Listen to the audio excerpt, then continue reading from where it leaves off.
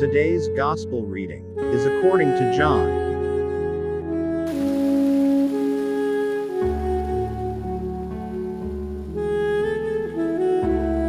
Jesus said, "My sheep hear my voice. I know them, and they follow me. I give them eternal life, and they shall never perish. No one can take them out of my hand. My Father, who has given them to me, is greater than all. And no one can take them out of the Father's hand. The Father and I are one." The Gospel of the Lord.